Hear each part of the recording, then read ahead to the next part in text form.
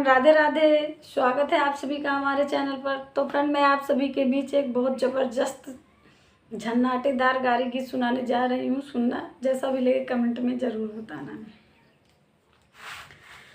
अमवा के पेड़ जिनीता का समाधि साले, अमवा के पेड़ जिनीता का समाधि साले।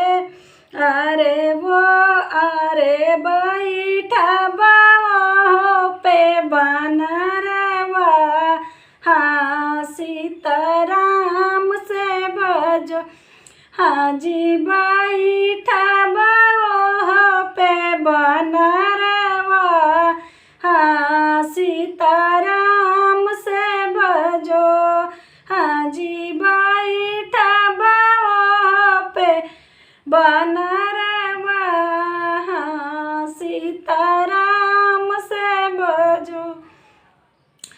ओ बनरा लगई तोहरे बहिनी के दुलावा हो, बनरा लगई तोहरे बहिनी के दुलावा यार, तोहर उजला गई बहनोइया, सीता राम से भजो, हाँ जी तोहर उतला गई बहनोइया, हाँ सीताराम से भजो।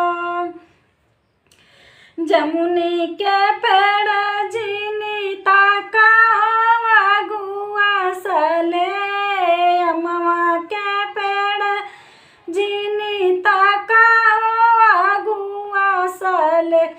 अरे बैठा बाओ पे बनरवा, हाँ सीताराम से भजो, हाँ जी बैठा बाओ पे बनरवा, हाँ सीताराम से भजो। ऊ बनरा लगई तोहरे बहिनी के दुलावा हो, ऊ बनरा लगई तोहरे बहिनी के दुलावा यार, तोहर उतला गई बहनोई, हाँ सीताराम से भजो। अरे तोहर उतला गई बहनोई, हाँ सीता